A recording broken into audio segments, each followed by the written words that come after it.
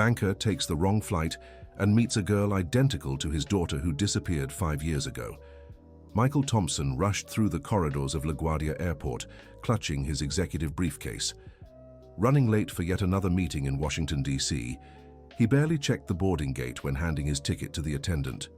Only when he settled into his seat and looked out the window did he realize he was on the wrong flight. "Excuse me, where is this plane headed?" he asked the flight attendant nervously. "Miami, sir. We take off in 5 minutes." The banker closed his eyes and sighed. Another day wasted because of his constant hurry. But when he opened his eyes again, his world stopped. In the row ahead, a blonde girl around 9 years old was playing with a golden origami. Her long, straight hair, light eyes, the shape of her face, Michael felt the air leave his lungs. It was impossible. Emma had disappeared 5 years ago when she was just 4. He and Jennifer had searched tirelessly, but never found a trace. Over time, the pain had turned into a wound he carried in silence, burying himself in work to avoid thinking about it. The girl turned the origami between her fingers with the same delicate touch Emma had when she played. Beside her, an elderly woman with grey hair slept deeply, wearing a simple dress and a crocheted shawl. The social difference was obvious, but Michael couldn't tear his eyes away from that little face, stirring painful memories. "Grandma, look what I made," the girl whispered, gently touching the woman's arm. Mrs. Dorothy slowly opened her eyes and smiled at the origami. "How beautiful, sweetheart. You truly have magic hands." Michael noticed the woman's southern accent and the affectionate way she spoke to the child. The girl snuggled into her grandmother's arm and went back to playing with the golden paper. Then, something happened that sent chills down Michael's spine. The girl began humming a song he knew well. It was the same lullaby Jennifer used to sing to Emma every night, the exact melody, with the little variations only they knew, because Jennifer had made up special verses just for their daughter. "Little butterfly, fly away, land in my garden," the child murmured. Dear listener, if you're enjoying the story, don't forget to like and especially subscribe to the channel. It helps us a lot as we're just starting out. Now, back to the story. Michael's hands trembled. That song had never been recorded, never sung outside their home. How could this girl know it? He leaned forward slightly, trying to hear better, but the child had stopped singing. Throughout the flight, Michael watched their every move. The girl had delicate mannerisms, bit her lower lip when concentrating, just like Emma did. When the flight attendant offered juice, she asked for apple instead of orange, exactly as his daughter always had. "Grandma, can I draw?" the girl asked. Mrs. Dorothy pulled a simple notebook from her cloth bag and handed it to her along with colored pencils. Michael watched, fascinated, as the child began to draw. First, she sketched a 2-story house, then a very specific tree beside it, with branches that curved to the left. Michael's heart raced. That was exactly how Emma used to draw their house in New York City, the old mango tree in the backyard, which had that unique bend from a storm years ago. How could this girl know that detail? When the girl got up to use the restroom, the drawing slipped from her hands and fell into the aisle. Michael didn't hesitate. He quickly bent down and picked it up before she returned. What he saw shook him even more. Besides the house and the tree, there was a small brown dog with a white patch on its chest. Just like Buddy, the little dog Emma loved so much. In the corner of the paper, she had written in childish letters, "My family." "Mister, that drawing is mine," the little girl said when she returned. Michael looked into her eyes and felt a tightness in his chest. They were the same eyes as Emma's, with that blue-gray tint she had inherited from her maternal grandmother. "Sorry, sweetheart. It fell on the floor, and I picked it up for you," he said, handing her the paper with trembling hands. "Thank you," she replied with a shy smile. Mrs. Dorothy woke up at that moment and eyed Michael suspiciously. "Is there a problem, sir?" No, I was just returning the drawing that fell," he explained, returning to his seat. The woman pulled the girl closer and whispered something in her ear. Michael noticed she was wary of his presence. For the rest of the flight, she kept her granddaughter close, casting cautious glances in his direction. When the plane landed in Miami, Michael pretended to fiddle with his phone while watching the pair prepare to disembark. Mrs. Dorothy carried only an old cloth bag, and the girl held a simple blonde-haired doll. "Come on, Hope. Let's go home," the woman said. Hope, that was the name she called the girl. Michael discreetly followed as they passed through the baggage claim and headed for the exit. Outside the airport, they boarded a city bus bound for Queens. Michael quickly hailed a taxi and asked the driver to follow the bus. The driver, a friendly older man, found the request odd but didn't question it. During the ride, Michael watched the scenery gradually change. They left the modern airport area and entered more working-class neighborhoods, with modest houses and bustling streets. The bus stopped at a corner near an open-air market. Michael saw the two get off and walk down a narrow street lined with small, colorful houses. He paid the taxi and followed on foot, keeping a safe distance. Mrs. Dorothy and Hope entered a small two-room house, painted light blue with a simple front porch. Michael watched from afar as the woman turned on the lights and the girl ran inside as if it were truly her home. He stood there on the corner, trying to process everything he had seen. The similarities were too many to be a coincidence. The physical resemblance, the mannerisms, the music, the way she drew. But how could a child who disappeared in New York City be living with an elderly woman in Miami? A man passing by noticed Michael standing there for a long time. "Looking for someone, friend?" No, just getting to know the neighborhood," Michael lied. "Oh, you a tourist? This here's a good, quiet neighborhood. That's Mrs. Dorothy's house," he said, pointing to the blue house. "A saint of a woman. Lost her granddaughter a few years back and nearly went mad with grief. But God sent little hope to her. Now they live together, happy as can be." "The girl, is she really the woman's granddaughter?" "Well, that's a bit of a messy story. Mrs. Dorothy found the girl lost at the bus station about 5 years ago. She was alone, crying, couldn't remember much. Since no one came looking, she took her in. Folks around here kinda adopted the two of them." Michael felt the ground slip from under his feet. 5 years ago, exactly when Emma disappeared. He thanked the man for the information and walked back to the main avenue, his mind racing with possibilities. Back at the hotel, Michael couldn't sleep. He spent the night on the phone, canceling appointments and rearranging his schedule. He decided to stay in Miami a few more days to investigate further. The next morning, he returned to Queens. This time, he positioned himself at a bar near the Blue House and observed the pair's routine. Mrs. Dorothy left early with the girl, and he discreetly followed them. They went to a public school just a few blocks away. Michael watched the girl run through the gates, waving happily at her grandmother. Mrs. Dorothy stayed chatting with other women who were also dropping off their children at school. "Good morning, Mrs. Dorothy. How's Hope doing?" asked one of the mothers.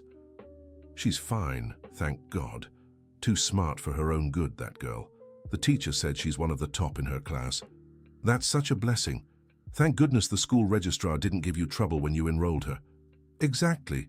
I explained that she'd lost her documents, that her family had passed away, and I was her only relative. He took pity and let her enroll anyway." Michael listened carefully to every word. Lost documents, deceased family. It was obvious Mrs. Dorothy had made up a story to get the girl into school, but why hadn't she gone to the authorities when she found a lost child? After the other women walked away, Michael approached Mrs. Dorothy. "Excuse me, are you the grandmother of the blonde girl who goes here?" Mrs. Dorothy looked at him suspiciously. "Yes, I am." "Why?" "It's just, she reminds me so much of someone from my family. I saw her on the plane yesterday and was struck by the resemblance." "Sir, I don't know what you're after, but I suggest you look elsewhere. My granddaughter has nothing to do with your family." "Are you sure she's really your granddaughter?" Mrs. Dorothy's expression hardened. "Of course I am. Hope is all I have left in this world.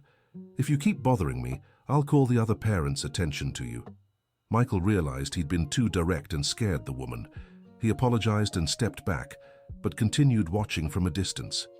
Mrs. Dorothy grew visibly uneasy, glancing his way several times before leaving. That afternoon, when school let out, Michael was back at the bar, observing. He saw Hope leaving with the other children, looking around for her grandmother. Mrs. Dorothy arrived a few minutes later, hugged the girl, and they started walking home. "Grandma, there's a strange man watching me," Hope said, discreetly pointing toward Michael. "Where, sweetheart?" Over there at the bar. He was on the plane yesterday too. Mrs. Dorothy looked in his direction, and her eyes locked with Michael's. She took the girl's hand and quickened her pace. Come on, let's get home fast. Michael realized he'd been spotted and decided not to follow. It was clear his presence was making both of them uncomfortable. He needed another way to investigate the situation. Dear listener, if you're enjoying the story, don't forget to like and especially subscribe to the channel. It helps us a lot as we're just starting out. Now, back to the story. That night, Michael called Jennifer in New York City. They had barely spoken in 5 years, not since their marriage had fallen apart along with their daughter's disappearance. Michael, why are you calling me? Her voice was cold on the other end. Jennifer, I need to tell you something. It might sound crazy, but I think I found Emma. Silence on the line. What? Michael, have you been drinking? No, Jennifer, listen to me. I took the wrong flight today and saw a girl who looks exactly like our daughter. Exactly. She lives in Miami with an elderly woman. Michael, we've been through this before. How many times have you thought you saw Emma on the street? How many false hopes? This time is different. The girl knows the song you used to sing to Emma. She draws our house just like Emma did. She has the same mannerisms, the same preferences. Jennifer started crying on the other end. Stop it, Michael. I can't take this anymore. Our daughter is gone, and we need to accept that. You destroyed our family because you couldn't move on. Jennifer, please, just listen to me. The girl disappeared around the same time as Emma. She's the same age, lives with a woman who made up a story about her being her granddaughter. Enough, Michael. I don't want to hear this anymore. If you keep obsessing like this, I'll have to take legal action to protect myself. Jennifer, I'll prove it's her. I'll bring our daughter back. Our daughter is dead, Michael. Accept it already. The call ended abruptly. Michael stared at his phone, feeling the weight of rejection. Jennifer was right about one thing. He had become obsessed with finding their daughter, and it had destroyed their marriage. But this time was different. The evidence was too strong to ignore. He needed to find a way to prove that Hope was really Emma, even if it meant facing resistance from both Jennifer and Mrs. Dorothy. The next day, Michael returned to the neighborhood with a different strategy. Instead of watching from a distance, he decided to get to know the community better. He walked into a bakery near the Blue House and struck up a conversation with the owner. Good morning. I'm from New York City, just getting to know the area. This is a nice neighborhood. Sure is, my friend. Queens is a family place, you know. Good people, everyone knows each other.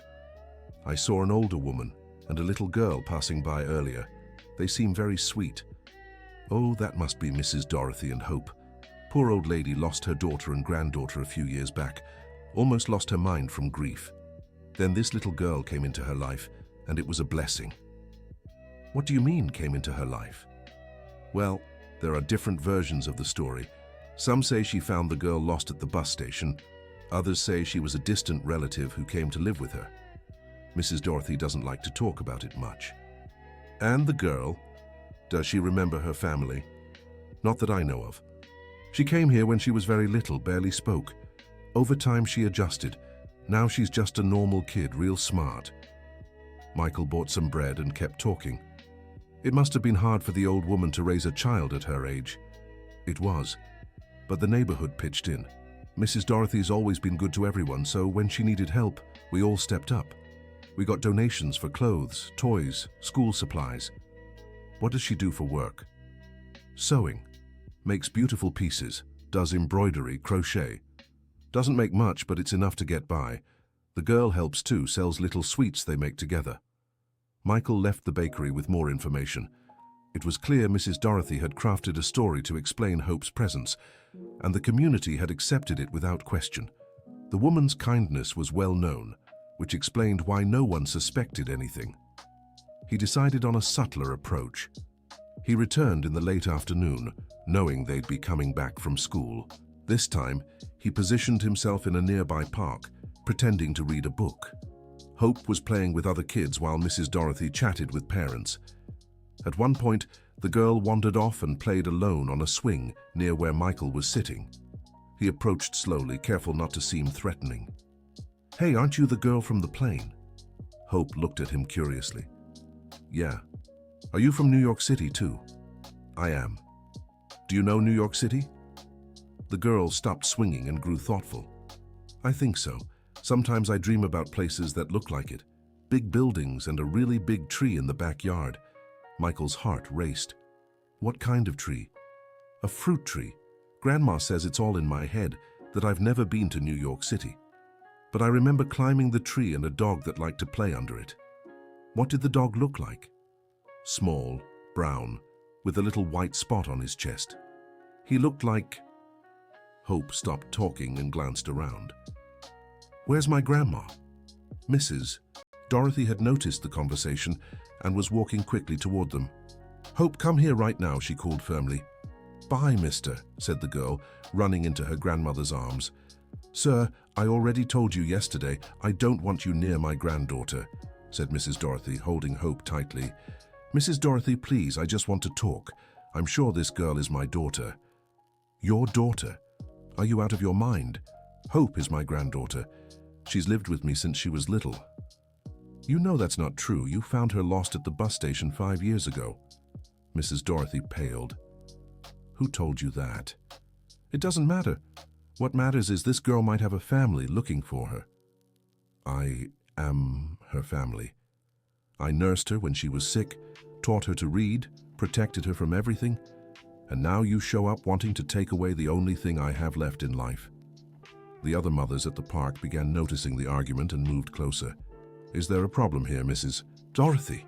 One asked. This man is claiming Hope is his daughter. How absurd. Sir, I suggest you leave, said another mother. Mrs. Dorothy is a respected member of this neighborhood. Michael realized he was losing control of the situation. The community was rallying around Mrs. Dorothy and Hope. Please, I just want a DNA test. If I'm wrong, I'll never bother you again. DNA? What kind of nonsense is that? Mrs. Dorothy snapped. It's a test that can prove whether she's really my daughter or not. Grandma, what's DNA? Hope asked, confused. It's nothing, sweetheart. Let's go home. One of the mothers turned to Michael. Listen, mister, I don't know where you got this idea, but Hope has lived here for years. She is Mrs. Dorothy's granddaughter. If you keep harassing them, we'll call the police. Michael raised his hands in surrender. Fine, I'll go, but this isn't over. He walked away from the park, watching Mrs. Dorothy hug Hope as the other women closed ranks around them. It was clear he couldn't handle this alone. He needed professional help. Back at the hotel, Michael called a private investigator he knew from New York City. Richard, it's me, Michael Thompson. I need your help. Hey, Michael. Good to hear from you. What's going on? Remember my daughter, Emma? Of course. We worked together those first few months. I think I found her. She's in Miami, living with an elderly woman. Michael, are you sure? This isn't another one of those... Richard, I know how it sounds, but this time is different. I need you to come here and help me investigate properly. All right. Send me the hotel address. I'll be there tomorrow. And Richard, I need you to be discreet. It's a delicate situation. Got it. We'll talk more in person. Dear listener, if you're enjoying the story, don't forget to like and subscribe. It really helps us out as we're just starting. Now, back to the story. Richard Miller arrived in Miami the next day. A seasoned man in his 50s, he'd spent decades in the police force before opening his own detective agency. Michael met him at the airport and quickly filled him in. So, you really think this girl is Emma? Richard asked as they drove to the hotel. I'm almost certain. The resemblance is uncanny, but I need concrete proof. What about Jennifer? Does she know you're here? I told her, but she doesn't believe me. Thinks it's just another one of my obsessions. I can understand her reaction. You two have been through so much. I know, Richard, but if there's even a chance Emma is alive, I have to see this through. At the hotel, Michael showed Richard all the notes he had made about Mrs. Dorothy and Hope. The investigator analyzed the information with a professional eye. The first thing we need to do is a discreet investigation into the woman's background. We'll check if she really lost a granddaughter and when it happened. And then, we'll track all the official records of the girl. Birth certificates, school records, medical visits. If there are inconsistencies, We'll find them.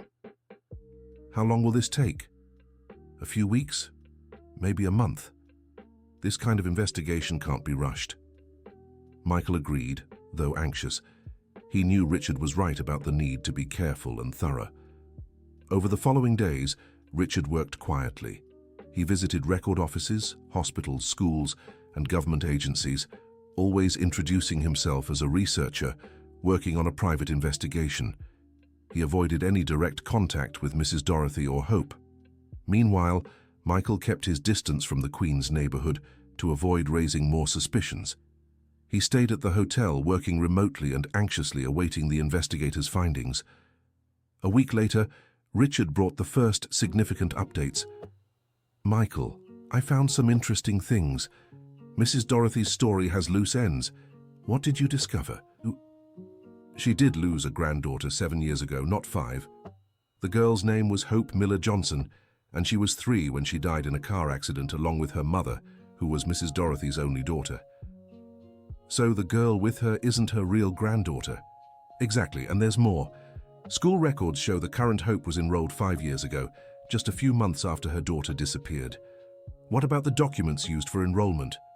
"Inconsistent. She presented a birth certificate with details that didn't match official records. The school employee was new at the time and accepted the papers without proper verification." Michael felt a mix of hope and dread. "This means..." "It means there's a strong chance the girl really is Emma, but we still need definitive proof." "How can we get that?" "We need genetic material for comparison. A strand of hair, a toothbrush, anything with the girl's DNA."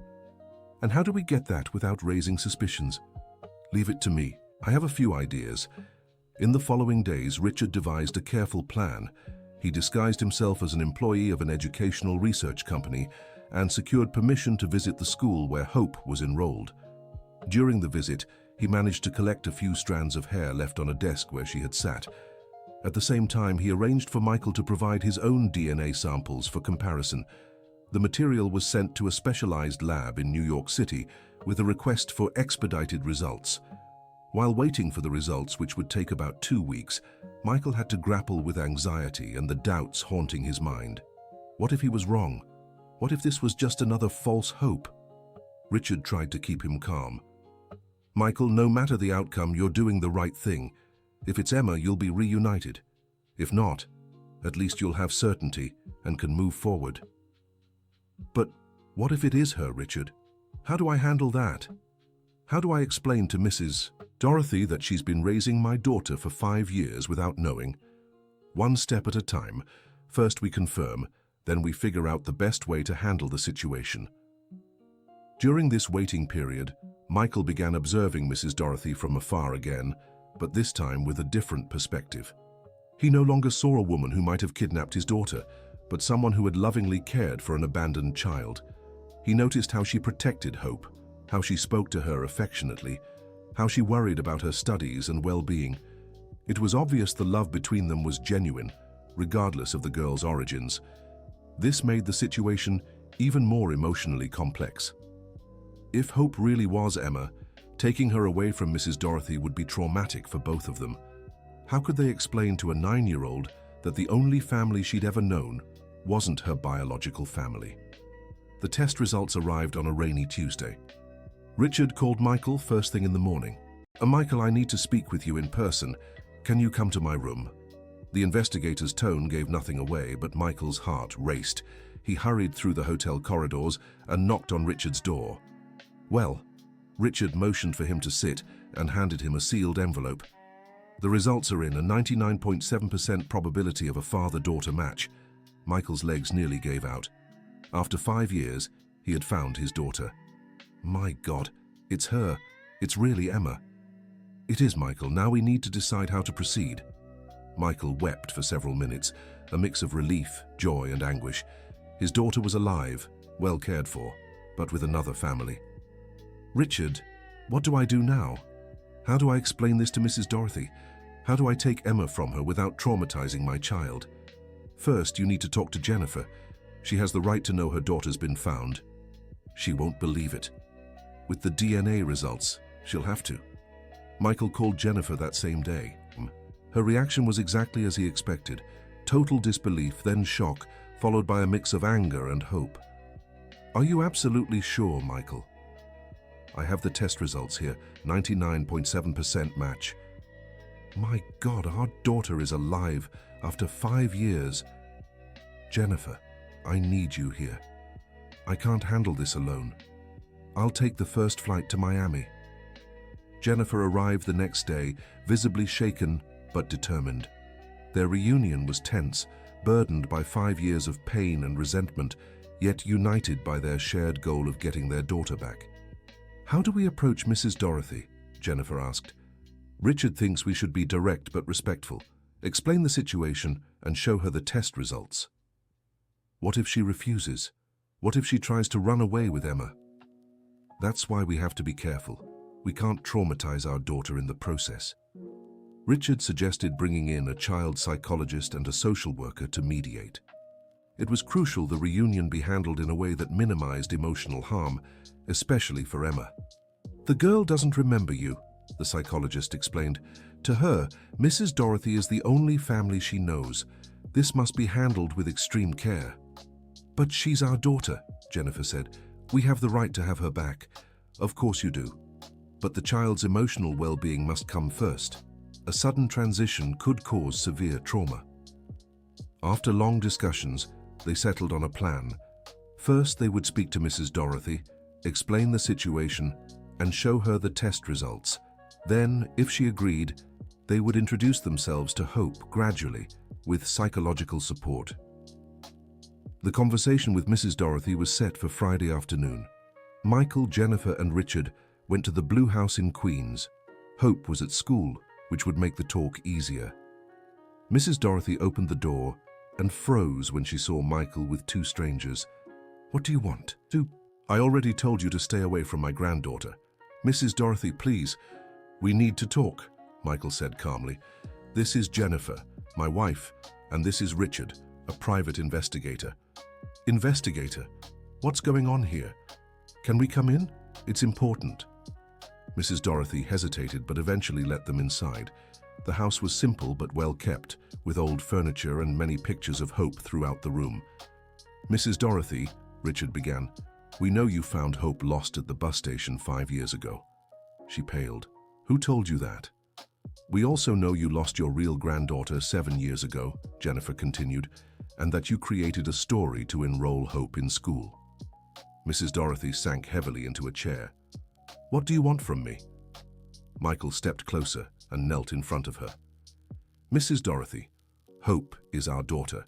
Her name is Emma, and she disappeared 5 years ago, when she was 4.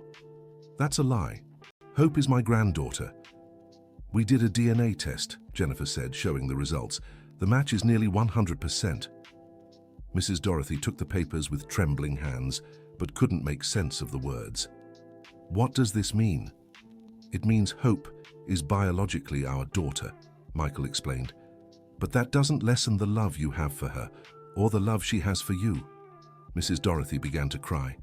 "Did you come here to take her away from me?" "We don't want to traumatize anyone," Jennifer said. "We know you've taken good care of our daughter all these years." "I always knew," Mrs. Dorothy murmured through tears. "Deep down, I always knew she wasn't my blood granddaughter. But I loved her as if she were." "What do you mean you always knew?" Richard asked. "When I found her at the bus station, she was lost, crying, calling for her mommy and daddy. She said she lived in a big house with a tree in the backyard. But I thought it was just a child's imagination." "Why didn't you go to the police?" "Because I was desperate with loneliness. I had just lost my daughter and my real granddaughter. When I saw that lost little girl, the same age my Hope would have been, I thought she was a gift from God." "And later, when she grew up and you realized she wasn't your granddaughter?" "I already loved her too much. I couldn't imagine my life without her, and she loved me too.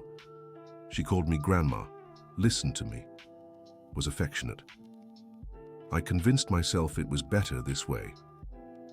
"Mrs. Dorothy," Jennifer said, "we understand what you've been through, and we're grateful you took care of our daughter. But now we need to decide what's best for her. Are you going to take her from me?" "We don't want to take her away from you," Michael said. "We want to find a way for her to have both families." What do you mean? You could still be part of her life, the grandmother she's always known. Mrs. Dorothy stopped crying and looked at them with hope. You'd really allow that? Emma, Hope? She needs emotional stability, Jennifer explained. If we rip her away from you all at once, we'd traumatize our own daughter. Besides, Michael added, we recognize that you've been her mother all these years. That deserves respect and gratitude.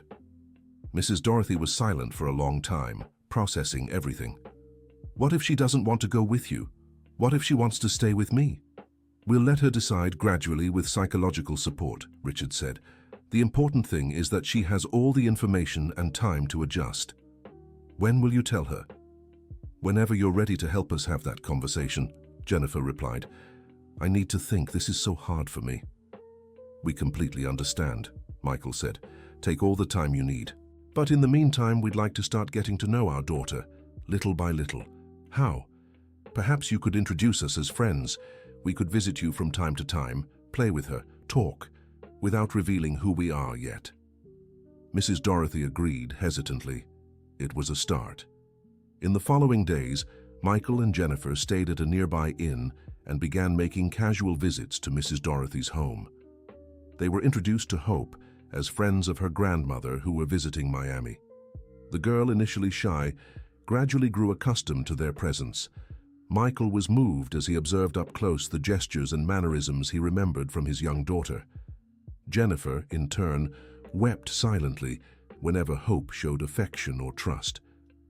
Aunt Jennifer, do you have children? Hope asked during one visit. Jennifer swallowed her tears before answering. I had a daughter, but she went away a long time ago. Did she die? No, sweetheart, she got lost. That's sad. You must miss her a lot. I do, very much. What was she like? Jennifer looked at Michael before answering. She was just like you, beautiful, smart, loving. Did she like the same things I do? Yes, she did. She loved to draw, to sing, to play with dolls. What was her name? Emma. Hope grew thoughtful. Emma is a pretty name. Sometimes I dream someone calls me by that name. Michael and Jennifer exchanged meaningful glances.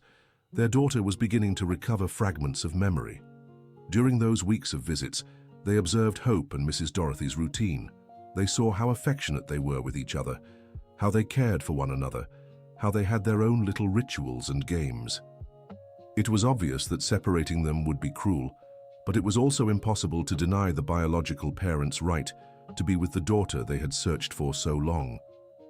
The psychologist handling the case suggested they begin preparing Hope for the truth gradually. She's already forming bonds with you, he explained. It's time to start introducing the truth little by little. How do we do that? Jennifer asked. Start by talking about your daughter, showing photos, telling stories. Let her make the connections herself.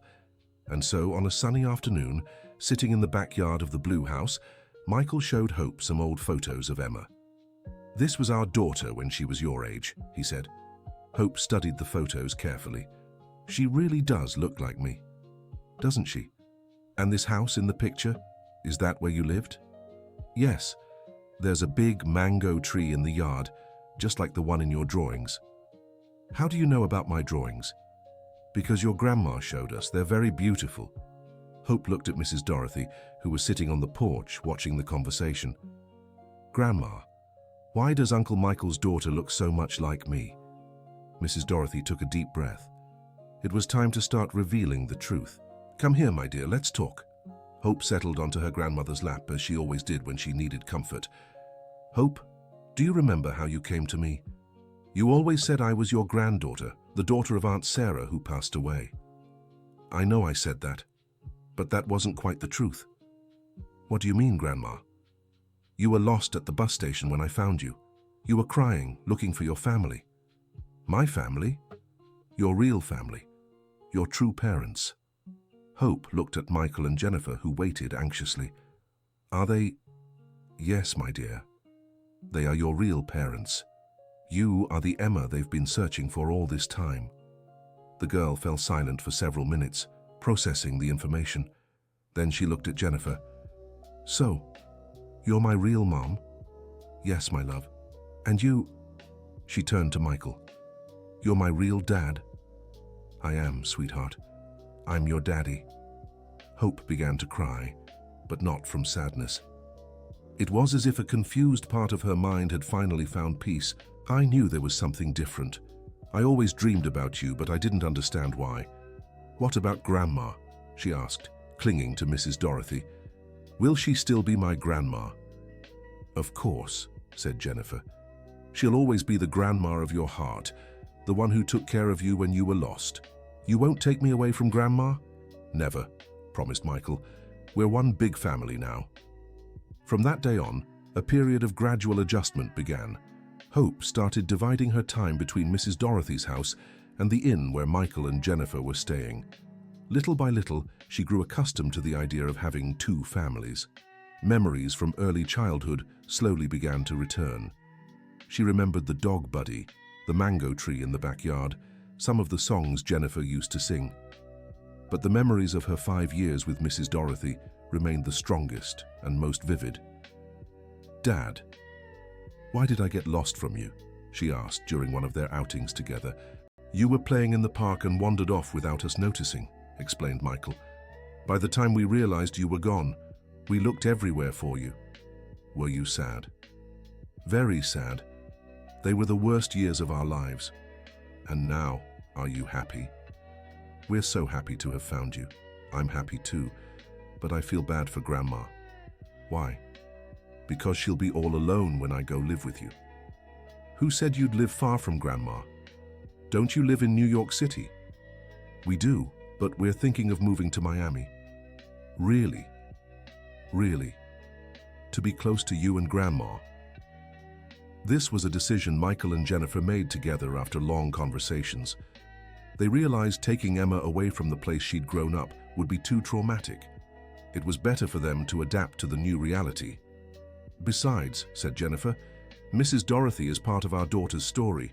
She deserves to be part of her future too. What about work? Asked Michael. We'll adjust. After 5 years searching for our daughter, we won't let practical matters get in the way of family. The move to Miami took a few months. In the meantime, they established a routine that worked well for everyone. Hope continued sleeping at Mrs. Dorothy's, but spent weekends and holidays with Michael and Jennifer. The girl adapted surprisingly well to the situation. For her, it was like gaining more people to love instead of losing anything. Now I have 2 daddies and 2 mommies, she'd say playfully. Daddy Michael and the daddy in the photo, referring to pictures of her late grandfather, Mommy Jennifer and Mommy Grandma. Family therapy helped everyone process the complex emotions of the situation. Mrs. Dorothy had to deal with feelings of guilt for hiding a missing child. Michael and Jennifer had to work through 5 years of grief and trauma. And Hope had to reconcile 2 identities, the Emma she had been and the Hope she had become. The important thing, the therapist explained, is to understand there are no villains in this story. Mrs. Dorothy acted out of love and loneliness. You acted out of love and desperation. And Hope was a child who needed care and received it. 6 months after the reunion, Michael and Jennifer moved permanently to Miami. They bought a house in Mrs. Dorothy's neighborhood just a few blocks away. Hope now had 2 homes, 2 families, 2 histories. Some nights she slept with her birth parents, others with the grandmother of her heart. On weekends, the 2 families often gathered for meals together. Jennifer and Mrs. Dorothy developed a genuine friendship, united by their shared love for the girl. Michael offered financial help so Mrs. Dorothy could work less and have more time to take care of her health. You don't have to do this, the older woman said. Yes, we do, Jennifer replied. You took care of our daughter when she needed it. Now it's our turn to take care of you. The school was informed about the situation, and all of Hope's paperwork was sorted out. She officially began using the name Emma Hope Thompson Johnson, keeping the family names of both her birth parents and the family who raised her. Why do I have such a long name? She asked, laughing. Because you have a very big family, Michael answered, and big families need big names too. A year after the reunion, on Emma Hope's 10th birthday, the 2 families threw a big party in Mrs. Dorothy's backyard. Neighbors, school friends, and even some of Michael and Jennifer's relatives who came from New York City joined the celebration. "Make a wish, my dear," Mrs. Dorothy said, holding the cake with Jennifer. "I don't know what to wish for," the girl said. "I already have everything I wanted." "Then wish for it to stay that way," Michael suggested. "Okay. I wish for my family to always stay together and happy." All the adults were moved by the child's simple yet profound wish. As the party continued around them, Michael and Jennifer stepped aside for a private conversation. "We did it, didn't we?" he said. "Did what?" "Became a family again. Different than before, but still a family." "We did. And you know what's most amazing?" "What?" "Our daughter taught us that family isn't just blood. It's care, it's love, it's choosing to be together every day." "Will Mrs. Dorothy always be part of our family?" "Always. She saved our daughter when we couldn't. That's a debt we'll never repay. And we saved Mrs. Dorothy from loneliness too." "That's true. In the end, we all saved each other." They watched Emma Hope playing with the other children, running free and happy between two backyards that were now her home. The girl who had once gotten lost in a park in New York City and been found at a bus station in Miami had become the bridge that united two families through love. "Mom, Dad, Grandma," she called from across the yard. "Come play with us." And so, on that sunny afternoon in Miami, a family that had been broken by pain was rebuilt through the understanding that true love doesn't divide, it multiplies. The end. Now tell us what you thought of this touching story and where you're watching from. Do you believe Michael and Jennifer made the right decision by letting Mrs. Dorothy remain part of their daughter's life? Share your honest thoughts in the comments. Thank you for joining us, and don't forget to like and subscribe so you won't miss other heartwarming stories like this one.